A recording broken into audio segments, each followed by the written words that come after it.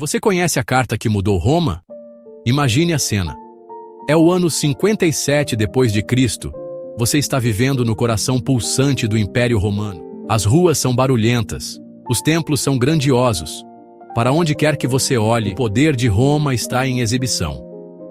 Mas por baixo dessa superfície, algo novo está se agitando. Pequenos grupos se reúnem em casas, compartilham histórias sobre um homem chamado Jesus e uma começa a circular. Não é qualquer carta. Foi por Paulo de Tarso. Paulo nunca pisou em Roma. Ainda assim, todo mundo já ouviu falar dele. Ele é quase uma lenda, um viajante, um pensador, um homem que antes perseguiu cristãos, mas que virou seu maior defensor. Por que Paulo escreveu essa carta? Imagine-o em Corinto, curvado sobre uma mesa à luz de uma lamparina, escrevendo no papiro. Ele sabe que os cristãos em Roma vivem no centro do poder e enfrentam perguntas, dúvidas e perigos. Paulo quer se apresentar e estabelecer os fundamentos da fé. Seguir Jesus, viver com esperança, encontrar unidade numa de grandes diferenças. A carta não é só conselho, é um convite. Paulo chama esses crentes dispersos para uma história maior. Que eles não sejam só cidadãos de Roma, mas parte de algo eterno. Romanos não é só história antiga, é o começo de uma jornada que ainda molda vidas hoje. Tudo começou com uma carta, passada de mão em mão, mudando corações à sombra do império. A paz de nosso Senhor Jesus Cristo, salve Maria Santíssima, e desde já agradeço pela atenção e pelo seu tempo. Iniciamos no dia de hoje o mês de setembro, o mês da Bíblia, que é destinado a quem quer alimentar sua fé em Jesus Cristo e vivenciá-la comunitariamente em comunhão com toda a igreja no Brasil. E em 2025, o mês da Bíblia será focado na carta aos Romanos, com o inspirador lema: a esperança não decepciona. No capítulo 5 da carta aos Romanos, versículo 5. E por qual razão? Exatamente esse capítulo da carta aos Romanos, porque isso faz parte do texto da bula papal, do Papa Francisco, referente ao ano jubilar. Ainda estamos no ano jubilar, e falar de esperança é falar do júbilo, e falar de júbilo é falar de alegria, ou seja, a nossa alegria é a vivência em Deus, buscando cada vez mais aprofundar a nossa experiência com as Escrituras e, consequentemente, com Deus. E ao longo desse mês de setembro, irei refletir nessa série especial sobre a carta aos Romanos, de modo mais específico, no capítulo 5, que trata exatamente sobre a dimensão da esperança.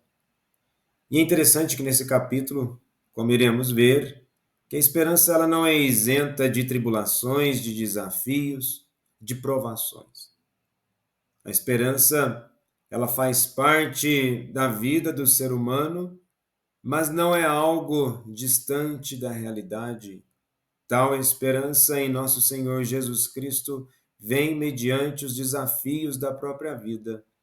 E nesse sentido, eu deixo aqui uma dica de leitura, o livro Celebrar o Jubileu sem ir a Roma, do Frei Carmelita, o Frei Patrício Ciadini, onde ele coloca uma citação muito interessante do Papa Francisco acerca disso. Todos esperam. No coração de cada pessoa, encerra-se a esperança como desejo e expectativa do bem, apesar de não se saber o que trará consigo o amanhã. Essa imprevisibilidade do futuro, porém, faz surgir sentimentos por vezes contrapostos, desde a confiança até o medo, da serenidade ao desânimo, da certeza à dúvida. Muitas vezes, encontramos pessoas desanimadas que olham para o futuro com ceticismo e pessimismo, como se nada lhes pudesse proporcionar felicidade. Que o jubileu seja para todos ocasião de reanimar a esperança. A palavra de Deus ajuda-nos a encontrar as razões para isso e deixemos-nos guiar pelo que o apóstolo Paulo escreve precisamente aos cristãos de Roma. E podemos aqui iniciar com 3 perguntas importantes. O que motivou Paulo a escrever a carta aos Romanos? Quais eram os desafios daquela comunidade no centro do Império Romano? E por que até hoje seus capítulos continuam tão atuais para cristãos no século XXI? Então, na primeira pergunta, a motivação de Paulo era pastoral e missionária. Ele ainda provavelmente não conhecia pessoalmente a comunidade cristã de Roma. Nós podemos conferir isso em Romanos 1, dos versículos 10 ao 13, mas sabia de sua importância. A capital do império era o centro cultural, político e econômico do mundo antigo. E também nós podemos pensar em alguns dos objetivos principais de Paulo. Ele poderia ali preparar o terreno para a sua missão na Espanha. Podemos lá conferir isso em Romanos 15, dos versículos 23 ao 24. Ele queria Roma como base de apoio para expandir o evangelho para o Ocidente.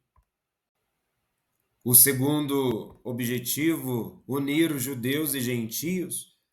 As tensões entre cristãos de origem judaica e os de origem pagã estavam crescendo, e Paulo escreve para mostrar que todos pecaram, conforme nós podemos conferir em Romanos 3, versículo 23, e que todos são salvos gratuitamente pela fé em Cristo, não pela lei.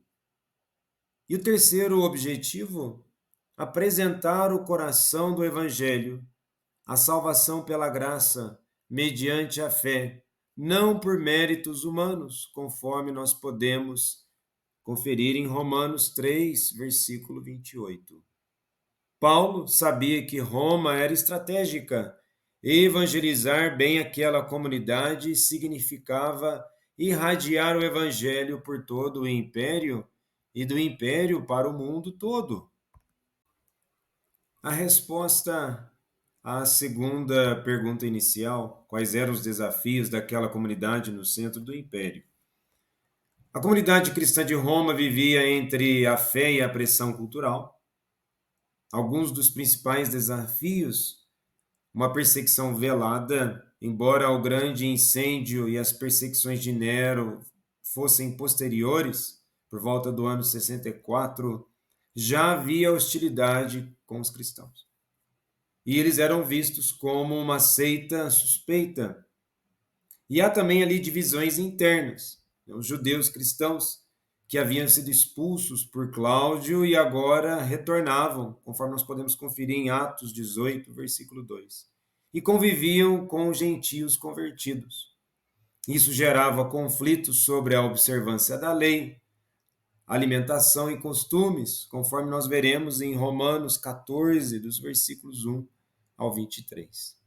E há uma cultura pagã dominante. Roma respirava idolatria, hedonismo, injustiça social.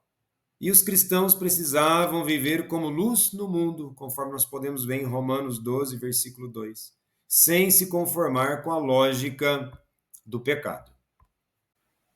E a resposta à terceira pergunta, porque até hoje seus capítulos continuam tão atuais para cristãos no século XXI.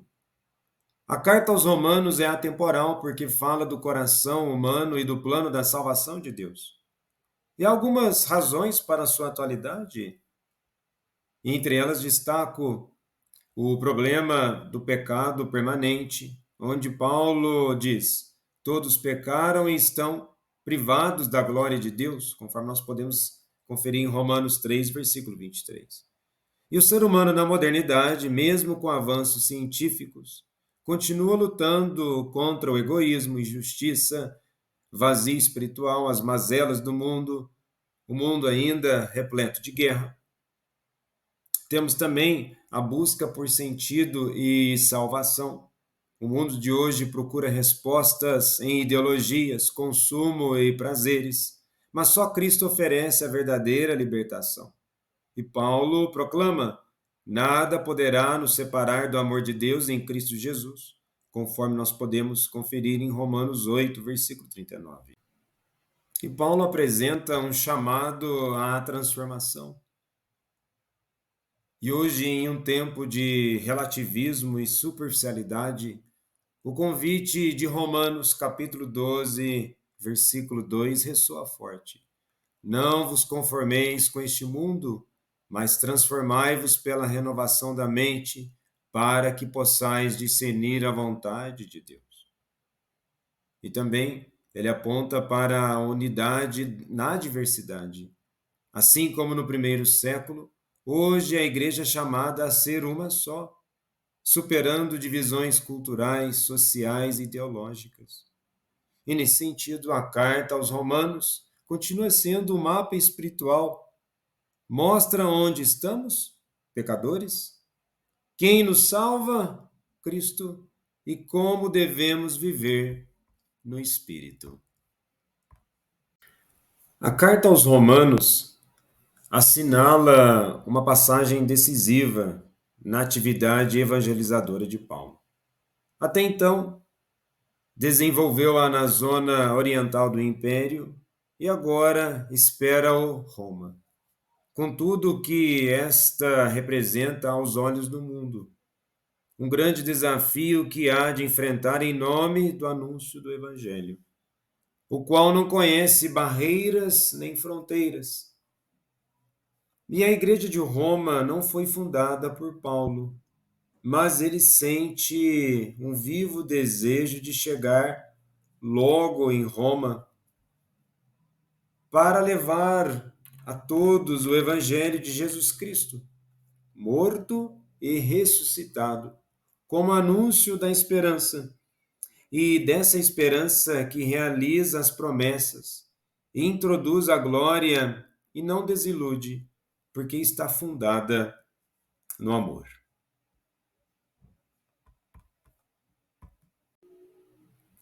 Com efeito, a esperança nasce do amor e funda-se no amor que brota do coração de Jesus Cristo trespassado na cruz. Se quando éramos inimigos de Deus, fomos reconciliados com Ele pela morte de seu Filho, quanto mais agora, estando já reconciliados, seremos salvos mediante sua vida, conforme está em Romanos 5, do versículo 10. E a sua vida manifesta-se na nossa vida de fé, que começa com o batismo, desenvolve-se na docilidade à graça de Deus e é por isso animada pela esperança, sempre renovada e tornada inabalável pela ação do Espírito Santo. Na verdade, é o Espírito Santo, com a sua presença perene no caminho da igreja, que irradia nos fiéis a luz da esperança. Mantém-na acesa com uma tocha que nunca se apaga, para dar apoio e vigor à nossa vida. Com efeito, a esperança cristã não engana nem desilude, porque está fundada na certeza de que nada e ninguém poderá jamais nos separar do amor divino. Quem nos separará do amor de Cristo? Tribulação, angústia, perseguição, fome, nudez, perigo, espada? Em tudo isso, porém, somos mais que vencedores graças àquele que nos amou. Tenho certeza de que nem a morte, nem a vida, nem os anjos, nem os principados, nem o presente, nem o futuro, nem as potestades, nem a altura, nem a profundeza, nem outra criatura qualquer será capaz de nos separar do amor de Deus que está em Cristo Jesus, nosso Senhor. Romanos capítulo 8, versículos 35, 37 ao 39. Por isso mesmo, essa esperança não cede nas dificuldades. Funda-se na fé e é alimentada pela caridade, permitindo assim avançar na vida.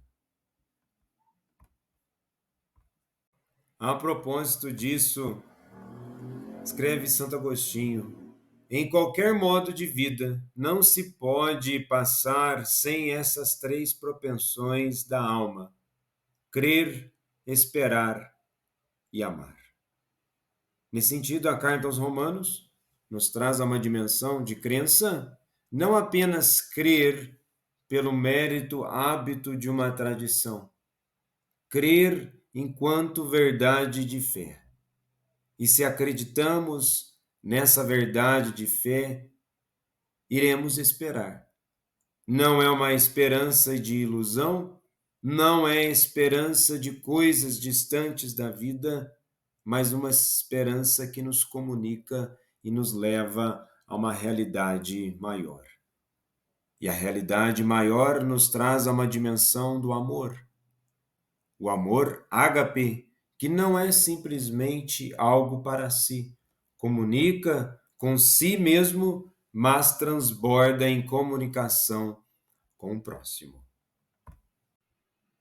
Veremos ao longo dessa série que a carta aos Romanos é composta de 16 capítulos, onde dos capítulos 1 ao 4 é mencionado que todos pecaram, a questão da justificação, né, que vem somente pela fé em Cristo.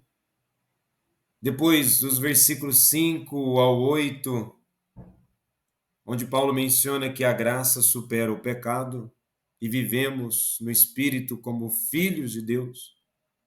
E Deus é fiel à sua promessa, isso dos versículos 9 ao 11, onde temos a menção a Israel e os gentios que estão no plano salvífico. E depois, por último, dos capítulos 12 ao 16, onde Paulo vai mencionar sobre a vida cristã no dia a dia, o amor, o serviço, a unidade e missão. Novamente, todas essas temáticas falavam muito sobre as realidades da época dos romanos, mas continua a falar com as realidades do século XXI. Embora a carta aos Romanos tenha uma finalidade pastoral, mas é um verdadeiro tratado teológico sobre a obra salvífica de Cristo.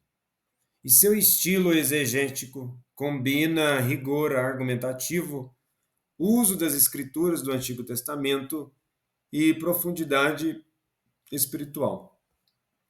E podemos analisar da seguinte forma na estrutura argumentativa.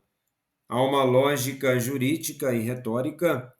Paulo constrói seus argumentos quase como um advogado apresentando um caso, e ele levanta perguntas retóricas, responde às objeções e apresenta provas para sustentar suas teses. Exemplo disso, nós podemos conferir em Romanos 3, dos versículos 27 ao 28. Onde está então o motivo de gloriar-se? Está excluído por qual lei? Pela lei das obras? Não, mas pela lei da fé. E o uso disso é chamado de diatribe. É um recurso comum da filosofia estoica, muito presente no universo romano, no qual Paulo cria um interlocutor imaginário para debater e refutar possíveis objeções. No que diz respeito à exegese do Antigo Testamento, Paulo faz uma leitura cristológica das escrituras judaicas. Em Romanos 4, ele fala de Abraão como modelo de fé. Em Romanos 5, dos versículos 12 ao 21, ele menciona Adão como tipo de Cristo. Há também o uso de Salmos, Isaías, Deuteronômio e outros livros para mostrar a universalidade do pecado e da salvação. E, nesse sentido, ele interpreta os textos do Antigo Testamento à luz da revelação em Cristo, mostrando continuidade e plenitude da lei na graça. E Paulo busca também uma linguagem teológica precisa.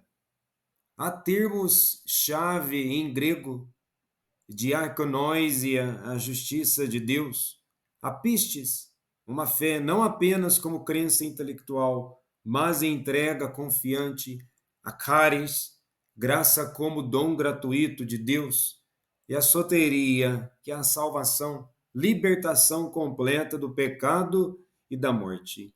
E essa precisão permite que a carta seja tanto pastoral quanto teologicamente sistemática. E conforme o leitor vai desenvolvendo a leitura da carta aos Romanos, é possível perceber uma progressão pedagógica, onde a carta é organizada em 4 grandes movimentos que guiam o leitor de um diagnóstico à solução. E vejamos, dos capítulos 1 ao 3, há a menção da universalidade do pecado. Todos pecaram, judeus e gentios, e necessitam de salvação. Depois, dos capítulos 4 ao 5, há uma justificação pela fé. Salvação é dom gratuito de Deus, acessível pela fé. Não são as obras que vão nos colocar no mérito da salvação, mas a fé em Cristo, que renova todas as coisas. Depois, dos capítulos 6 ao 8, vida nova no Espírito. Somos chamados a viver como novas criaturas, e essas novas criaturas agem pela graça de Deus e com a graça de Deus, santificando as obras e assim praticando boas obras. Depois dos capítulos 9 ao 11, o plano de Deus para Israel e os gentios, a fidelidade de Deus permanece apesar da infidelidade humana.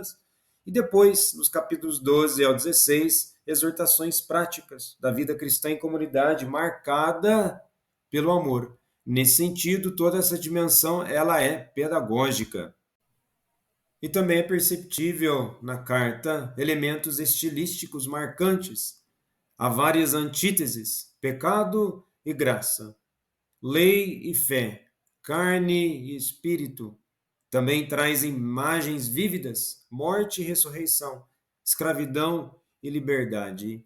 E um clímax retórico, nós podemos perceber que em Romanos 8 é considerado um hino à vida no espírito, com poesia e teologia entrelaçadas. E há um estilo exegético de Romanos que nos convida a pensar a fé de forma profunda e lógica, mas também a viver a experiência da graça. Ele demonstra que a salvação não é fruto de mérito, mas dom gratuito, e que a vida cristã é chamada a transformar não somente a mente, mas também o coração e as relações comunitárias. Então, neste primeiro vídeo da série, eu trouxe algumas questões principais e fundamentais acerca da carta aos Romanos. E convido você a acompanhar ao longo deste mês de setembro a reflexão acerca da carta aos Romanos, de modo mais específico ao capítulo 5, que é da temática do mês da Bíblia.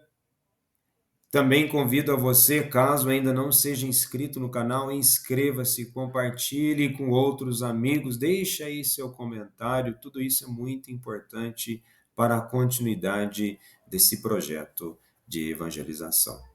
Que possamos aprofundar o nosso conhecimento e amor à palavra de Deus e que o Espírito Santo nos ilumine e nos dê discernimento sempre. Paz e bem.